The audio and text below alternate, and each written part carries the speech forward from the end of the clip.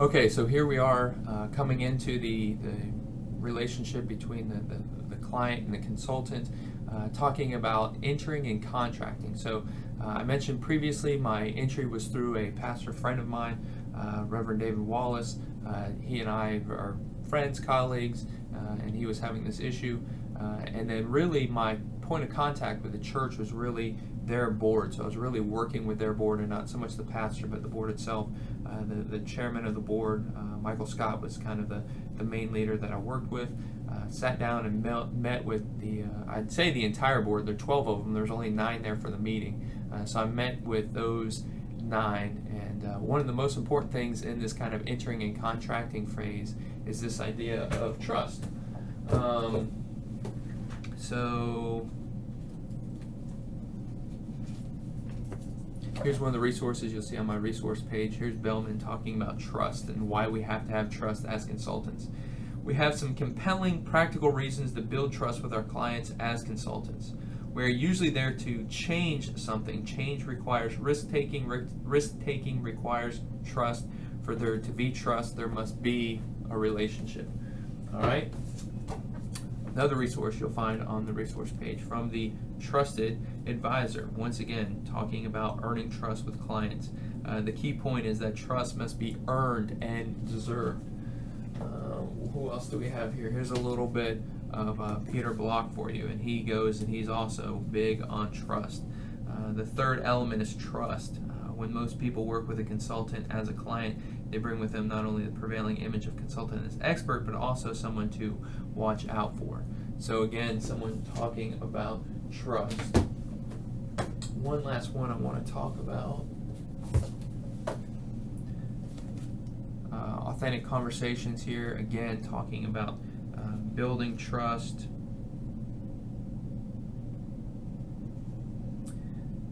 Talking about communication. As long as we're working with this closely together, I'd like to find a way to get along and create a new relationship based on trust. And so here you are, and you see all these experts, and what are they talking about? Trust, trust, trust.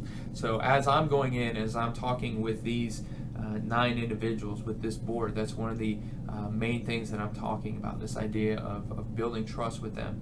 And in order to build trust with them, I'm trying to present myself as someone who is truthful, someone who is authentic. Great little book on authenticity, Lead with Authenticity. It's kind of an interactive workbook guide. You'll also find that on the resource page.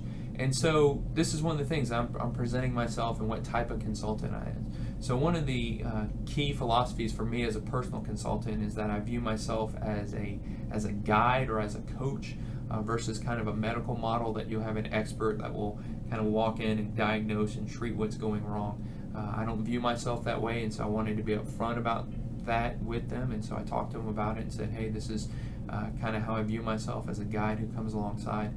Of course, I was upfront and honest that there's a large percentage of me as far as being a spiritual guide. So my main job is a pastor, and so there's an integration of faith for me when I talk about my guide to consulting. Of course, this worked out well because I'm in a Christian organization, in a Christian church, looking at their governance models.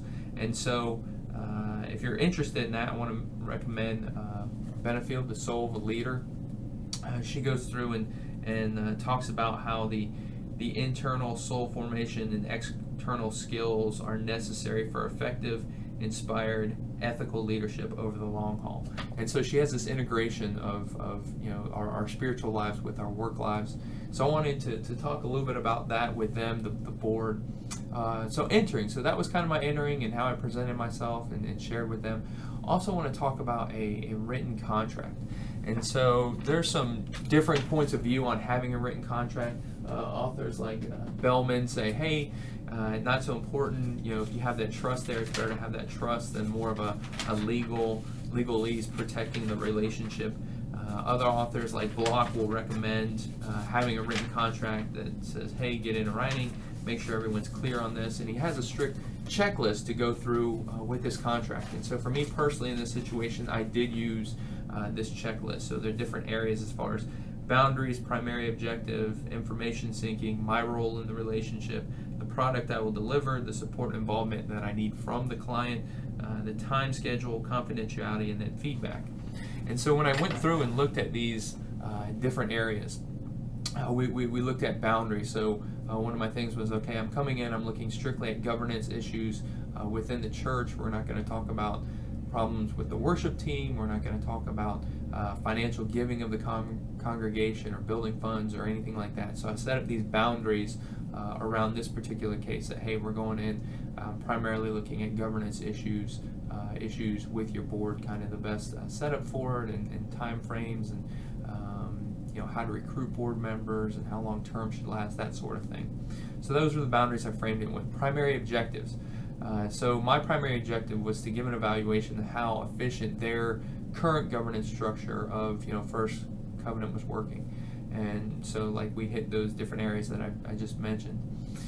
Information seeking. So for me, I was seeking information from board members. So I said, hey, I want to go through and interview you guys individually, so it's nice to talk in a group, but also want to kind of pull some people aside individually and talk to them. And then also want to approach some people in the congregation and kind of see their attitudes and how they view the board, and if it's functioning, not functioning, that sort of thing.